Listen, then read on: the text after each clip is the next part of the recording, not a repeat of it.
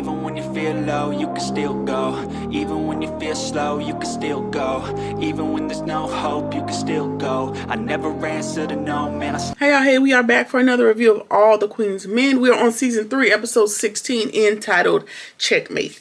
Doc, Midnight, and Babyface are standing there trying to figure out what the hell just happened with Champ and Trouble, because they just got their ass kidnapped. And so now Midnight has been the one that's been voted to go tell Madam what happened. And he goes back inside and he has to tell her what's going on. And obviously she doesn't appear to know anything about it.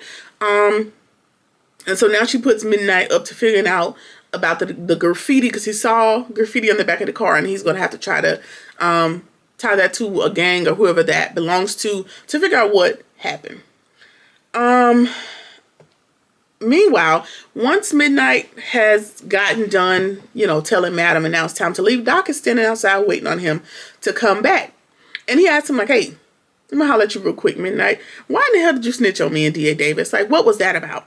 And now he's kind of mad that Midnight dimed him out. And so Midnight was just operating within protocol. Madam has to see something, say something, thing, and I'm not getting caught up in not telling her something, even though you my boy. So what's the problem? And so Midnight knows that, listen, you're checking for D.A. Davis because I saw you holding her hand when y'all was on the way to the car. And so, Doc denying. And so Midnight sees that he's kind of falling for her. And Doc is like, no, I ain't following her, but whatever it is, giving yourself up. It ain't nothing, because Madam shut all that down. She shut all that down tonight. Now, let me just jump in right here and say I want to retract my previous statement in the last review, because I said I was believing Doc. I was taking him as a man of his word when he was saying, that I'm not, falling for her, because he didn't give me falling for her. He just gave me, like, taking the readily available twat. That's what I was getting. But this episode shows me, like, he falling for the girl. And y'all fake. I don't want to say that, because I've been calling this lady D.A. Davis for the entire time that she's been present. And I think she's just Detective Davis and D.A. is Ross. And nobody bothered to correct me, but whatever. We were right along. Either way, Davis, she got him where he wanted her to be. And by the end of this episode, that's very unfortunate, because that's we'll talk about it when we get to it, but it's very unfortunate, because that's going to be, I think it's going to be one of his downfalls. But either way, this scene kind of showed me, like, Doc is falling for the girl a little bit, but we'll see what happens. D.A. Ross and Tandy are sitting in her house and they giggling, child, and Babyface rolls up asking questions like, what's she doing here? Like, giving her the stank face, as if he put something on the mortgage. He walks in the house asking questions. And so D.A. Ross was just about to leave. She was like, but what are you doing here? They have that little pissing contest. And she was like, well, I was just about to leave anyway. So, yeah, how about that? And, Tandy's ushering her to the door and ask Tandy, like, hey, was he a gift from Madam? And Tandy is damn near offended at the assumption, and she knows about Tandy's proclivities, because that's her homegirl. She knows what her and Jack were into, and so she assumed that this was just another one of those instances. And Tandy's like, give me a little bit more credit than that. I can pull him on my own, basically, and this don't got nothing to do with Madam. And again, Tandy tells D.A. Ross that she has nothing to worry about. We're good. Just keep laying low. So she gets back over to Babyface, and he is mad. And he's like, listen, Tandy, that Madam would not approve of that, so what's really going on? And Tandy's like, listen, Madam don't tell me who I can hang out with. Like, you real bold, Tandy. You real brave. But by the end of this episode, she gonna call you. She gonna pull your player card on that. And so Tandy, switches gears, and she goes ahead and butter him up real quick by giving him a gift. And the gift is a Rolex. So I thought that this had, bought his silence, but it really did not. Later on in the episode, he's going to go right straight to Madam and tell her exactly what was going on. So you didn't do what you thought you was going to do with that Rollie. Yeah. Champ and Trouble have gotten their dumbasses tied up somewhere. They tied up in the basement somewhere. And somehow the people must have figured out that they They robbed them. I think they know that it's the Black Rock Boys, and Trouble has yet another bright idea. She tells them, "Listen, if they want that money back because it was a good bit of money, and as long as they don't have that money back, they're not gonna kill us, right? So we're gonna stall. We're not gonna say nothing, even if they torture us, whatever that they do. We gonna be quiet." Now, Champ proved himself to be anything but a damn champ throughout this whole process, but we'll talk about it when we get to it. Either way, this is her harebrained idea, as if any of her other schemes have worked out. Well, the only one that's worked out is when she ran into the police car to get them off of Midnight or somebody else's trail. That's about the only thing that's worked out, but everything else is not worked out for Trouble. All right. D.A. Davis. I called Detective Davis. She shows up at Doc's place saying, I need to see you one time for the one time. And she's offended that Doc is willing to listen to Madam, telling them that they can't be together. She was like, okay, cool. If you respect her word, if you want to do what she wishes, let me just take you to Pound Town one last time. One for the road, one for the money, two for the show. And child, y'all, Doc commences to smirking and blushing. Just pissed me off because, sir, I know you lying. I know Doc lying to me. Not you done got whipped. I know not Doc. Not player from the Himalayas. Girl, I mean, everybody's got a price, child. She must have paid it. She got him. Either way, I digress. The mystery person in the computer tells Fuego that he has a message to get to Madam, and that message is that the war ain't over and she's going to lose for the first time in her life. And then the laptop dies. That just pissed me off because, sir, you are a tech guru. You should have optimal battery life. You should have the latest and the greatest. Why is your laptop dying? That just pissed me off, and I needed to say that. Either way, we gotta relay this message to Madam from who we're gonna assume to be concierge at this moment. Speaking of concierge, Christian Keys, are you going to show up this season at all? Send me a message if you got the answer. Because, sir, are you laying low because all those are, I'll just go with accusations that you've been making on the World Wide Web. Are you laying low? Like, what's going on? What? I don't know. I'm going to presume that the season was already recorded at this time, and so maybe not. Before you did that, I don't know, send me a message and let me know. I'm just ready to get you back on the screen because this ghostly figure that is you is starting to annoy me. All right, so we're back at Trouble and Champ, and it looks like they've been whooped up, they've been whooped up on a few times. And again, I would have liked to see that happen in real time, but of course, everything can't fit in the episode. And Champ doesn't think that he can take another one of those ass whippings. And in that moment, Big D shows up in the vent above the doggone thing up here somewhere, and he's like, listen, I guess he must have, eavesdropped on them and followed them to wherever they ended up kidnapped at, which you're a creep because, sir, you heard them say that like hours before at the club, and then you must have, followed them after the club. We didn't see you, but after everybody left the club, you saw them get kidnapped and was able to track them down. I don't know how he has that much information, but whatever. I guess it works out in his favor. And Big D is like, listen, I can't get caught because if I get caught, we all gonna die. So let me lay low for a second. I'm gonna come back and get y'all. Champ, that was all that Champ could handle. Champ is sitting here crying with his big ass. Your big super stupid ass is over here crying. He's coming back. You already got your ass whooped. And what's one more whooping? Like, what's wrong with you? For you to be so enthralled at the fact that y'all made $500K and you want to quit at the club and rob banks, your skin is way too tender for me. It really pissed me off. But yeah. So Trouble is the man in this duo. The brawn in this duo, and Champ is a wet paper towel. Just pissed me off. Moving on. Oh, God. I have to take a deep breath when it comes to talking about Imp and Dime because I'm sick of it. I'm sick of them too. I swear to you, I'm done. Amp shows up to her house with flowers. He wants to apologize again and again and again. And he's like, listen, you knew it was Babyface that spreaded it. It wasn't me. Give me another shot. Like begging, baby, please, baby, baby, baby, please. And Dom still wants nothing to do with him. And he said, I'm tired of you blowing me off now. Like, what's up? And now he thinks it has something to do with Big D. Like, are you back talking to him or whatever? And what I noticed in this scene is Doc has a control issue. He loses his cool when he ain't getting his way. And that is what led you to drive that car into the back of that 18-wheeler and kill that other girl.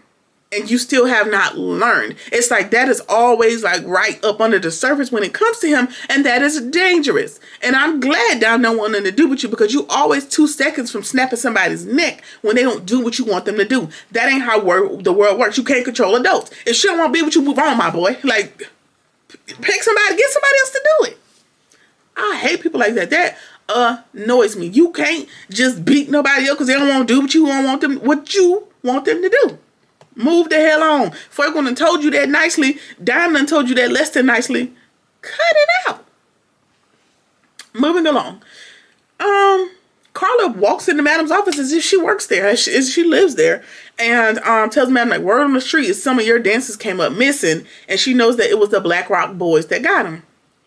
And she claims that she's only there to do what her daddy asked her to do by way of looking out for her sister, quote unquote. And Madam knows that that's utter, BS. And she tells her, like, listen, what do you really want? What's your price? How much money you want? How much you need so you can get the hell out of my face? And Madam tells her, listen, I paid what your price is, but the only caveat is you need to make sure that nothing happens to Champ in trouble, and you need to get that back to me alive, unscathed. And Carla is like, listen, okay, cool, but my price is a couple $1,000s. And Madam's like, once you get them back to me, we'll talk about price. And she insists, like, listen, I just need a couple $1,000s. And it's giving cheap as hell, because, like, your sister's a millionaire. All you asking for is $2,000. And so Madam's like, listen, the information was very, worthwhile. The information was worth $5, but you sold yourself short by talking too much and begging. So let's go with your 2. Again, under the caveat that you bring her back to me unscathed and unharmed. And you get your little money once you bring her back to me. And so, now her chest has got her poked out because she thinks she has been able to get some money up out of Madam. However, you have your part that you have to do first. And we know by the end of the episode, you didn't show and prove, so you're back where you started. All right. Doc and D.A. Davis are cuddled up, chat. I'm so outdone because I did not see it coming. I was holding out hope that Doc was, still playing. He ain't. Doc and Detective Davis are cuddled up, child, in the post-quarter bliss. And she reminds him, like, listen, all before now, you wouldn't even kiss me on the lips, my boy. Like, what's going on? And he realizes, like, he done slipped into oblivion as well. And she's like, don't stop. I like it or whatever. And she tells him, listen, this ain't got to be the last time if you don't want it to be. And he's like, listen, I ain't trying to deal with the blowback from Madam. I respect what she says. She's my boss, and it just is what it is. And so Davis tells him, like, listen, that ain't fair. That's just not fair. And child, Davis puts on a good show, like she was about to cry as well. And she, like, their little parting greeting is to give each other, the real name. She tells Kenny, which is Doc's real name, like, listen, since, this is the last time it was fun when we was kicking it. And he's like, okay, Davis, I'll holler at you later. She's like, no, the name's Katrina. Giving out real first names. So that throws a monkey wrench in my theory, but we'll get to that theory by the end of the review, right? Hold on. Hold your mute. We'll talk about it, right? So Fuegos tells Madam what was said, from the ghost in the laptop, right? And she's like, good job, thanks for doing what you needed to do. And then she asked him, she was like, listen, I need you to hack into the computers at the police precinct, and I need you to scramble everything between Casanova and Detective Davis. And he's taken aback. He's like, listen, what you mean? Like he was appalled that he had to do something, with the police's information. And she was like, listen, you're already in this thing. You've already do the same thing you did, you've already hacked into the hospital stuff. What's one more organization? And you ain't really got a choice. So go ahead and do what I asked you to do, and we're going to be good. And he's like, all right, okay, fine. I'll let you know when it's done. I'll report back when it's finished. So that could prove to be helpful in a little bit. All right. So it looks like Big D was able to break him out because, we see him showing back up at the club, and he has Champ in trouble, a battered Champ in trouble in tow. Turns out he has a particular set of skills that he thinks Madam will find useful, if only given the chance. And Blue sends Champ in trouble. My mind went so blank. Home, because they can't dance in that situation. Listen, they scared because they know the people probably know where they live. And so she was like, all right, cool. Just go in the back and sit down. And I'll have Tommy take you out to the safe house once he gets a second. So, yeah. Big D. Let's talk about Big D for a second. Big D has mastered the art of being what you need him to be in that moment. Like he tells Madam later on, he's a master set of skills. And, I don't know. So I feel like he's going from a snitch for the police to being like the do boy for Madam. And, it is what it is. I mean, you got to do what you got to do to stay alive. Just don't do too much of switching sides. That's all I can tell you. So he goes to Madam to kind of gloat about his victory and getting them out of trouble. And Madam is almost impressed, but she can't show you too much of that. And she's like, well, how is that even possible? You ain't got a scratch on you. Ain't nothing wrong with you. And he tells her here, like, hey, my dad taught me everything about everything, including, being in the drug game, being able to do a little bit of everything. And so she asked him, she was like, well, you so street savvy, how did you become an informant? And he was like, well, I don't really call it that. She was like, well, snitch, informant, whatever you want to call it. How did you become that? And he's like, listen, I didn't even give them anything of substance. What I did do is I became a pseudo informant just to give them information that led them nowhere in order to get paid for my services, just to line my pockets a little bit. And then she asked him, she said, listen, okay.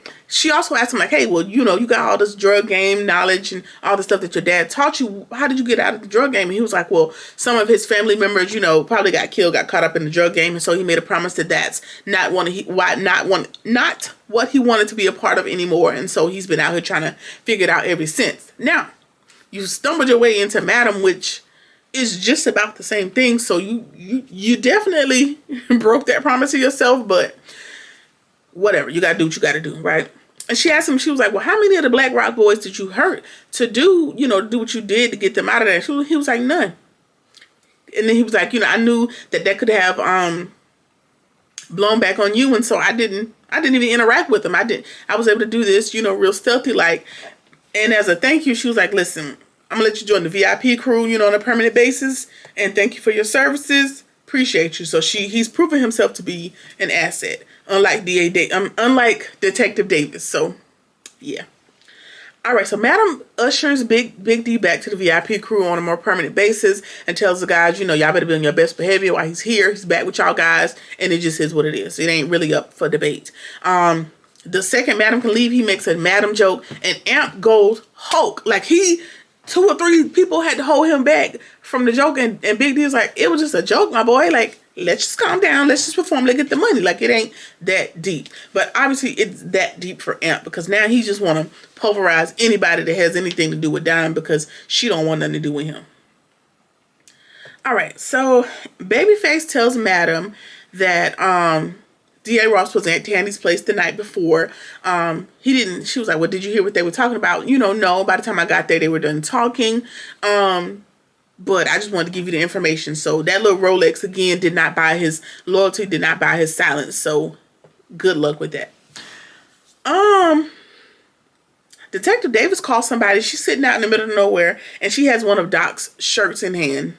And she told the person on the other end of the line, like, hey, I put a black light to it. And it has, I don't know how she knows without a blood test, but she said, I think it has Tina's blood on it. Now, early on in this thing, season 1, Madam had a partner in Eden, and that man was trying to push her out or, use his bravado to push her out, I think. And she ended up taking him off the map, right?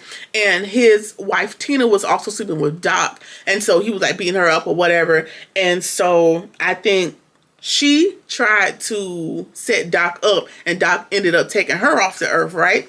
And so, Madam helped him out of that situation or whatever. But we know that Detective Davis was trying to tie him to that.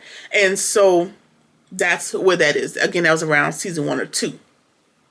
And so Davis tells the other person on the other line that this should be enough evidence to take Doc down. And so she got everything she needed to take him down. And that it should also, give her more on Madam, or, hopefully put her in the situation to take her down as well. And this sneaky lady, she had me fooled. She had me fooled. I thought she was just there to get her little tune-ups, girl, and go on about her business. Turns out, every time he was in the shower, she was collecting his DNA, this information, to tie him to that case to get him taken down. Meanwhile, his dumb ass done fell in love. That is very much annoying, but this is where we're at. And what I think here is that this is going to be Doc's undoing. Because after a while, Madam's going to get tired of bailing you fools out. And I think this is where she draws the line, because she already told you to leave D.A. Davis alone. Unless you can kind of finesse this thing and be like, maybe she stole the shirt and evidence when we were together, but I ain't seen her. So, like, you're going to have to try to play it like that in order for her to still try to help you out. But that's going to be a lot of blowback on Madam. Because you didn't do what you were supposed to do. You got too close and you got too comfortable. And unfortunately, like, D.A. Davis is on this mission to prove herself to Ross. Even though, girl, Ross was trying to pin all the stuff on you and let you take the fall for all this failed stuff when it comes to Madam. But whatever. She wants to prove herself to Ross so she can get back, back active and back on the squad or whatever it is that she needs. Which makes sense, because now that you're not an asset to Madam, girl, you're going to need that money somehow, some way. And so, this might be her way back in, unfortunately. All right, so Carla is back again, child. And she heard that Trouble and Champ were back. So she back to collect her little measly $2,000. And girl, please, you did not break them out. Whether you heard that they were back or not, you had nothing to do with that. Either way, she's there. She's also there with a message for Madam directly from the Black Rock Boys. They want their money back. And she was like, well, with them stealing the money they stole from me, so of course I'm going to give the money back to them. So that's not a problem. And Carla also tells her not only that, but they want one of them to be off the planet. They want one of their heads on a platter. One of the two, somebody's got to die, because it's street justice. That's how that goes.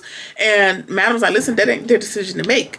And however, we know that it's getting complex, because again, that's some street stuff.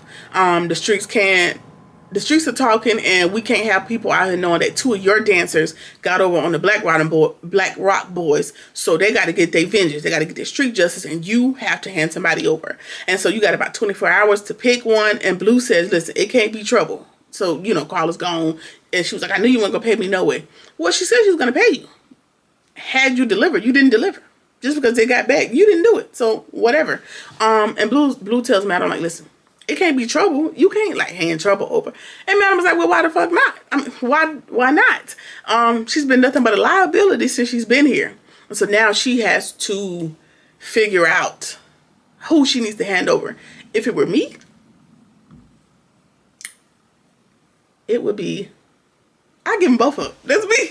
Go ahead and get you a 2-for-1. Or go to them and negotiate like, hey, baby, I'll give you double, or, something to that effect. But let's just play devil's advocate. Let's pick one. I say Champ. I feel like Trouble is a moneymaker, potentially a moneymaker. She's something different at the club, so she may be able to just operate in that aspect. But Champ is, she don't have a buy-in. She don't got no blackmail. He's not much of an asset, so it could be Champ. All right, so the Fab Five is out there on the stage performing, and Big D's getting a little ahead of himself, and he pushes Amp, and trying to get a little bit more shine. And of course, Amp goes Super Saiyan again and pushing him down, and an all-out brawl ensues, because we know that Amp has lost his marbles yet again, and so this is what we have to deal with. Madam goes to see Tandy, and she looking like she saw a ghost. And she tells Madam, listen, I can explain, why I'm still speaking to D.A. Ross. It's not like that. She's a good friend of mine. And Madam was like, I don't give a damn who she is to you. I want her dead. That's what I want. And since you like killing people, this is what you gonna do it. And she was like, well, what are you talking about? She was like, yeah, I saw the hospital footage of you smothering your husband, and that's just cold-blooded and down low. And since you have that in you, this is what I need you to do. And she also asked her, like, how could you let you and Jack's victim Rayshawn take the fall? And she ain't really got an answer. And so Madam has now presented the checkmate, like, you gonna do this, and then you gonna do what I say once you win the election. And so now this is where you are at. And I don't see a problem with it. You tried to play both sides, and Madam just had to show you, like, she had the bigger balls, and this is where we're at. All right, to round out the episode, Madam's daddy calls from his burner phone or whatever it is, and she sees him bound and gagged with a gun to his head. So it appears that the concierge has been able to track him down, and now he's possibly going to make good on his threats. And that is how the episode ends. And it is unfortunate, but it is a part of how this goes. That's it. That's all. All right, so that's it. That's the end of season 3, episode 16. Let me know what you think about it in the comments. Like, comment, share, subscribe, or whatever it is that you feel like doing. And I'll see you in the next one. Peace. Even when you feel low, you can still go. Even when you feel slow, you can still go. Even when there's no hope, you can still go. I never answer to no, man,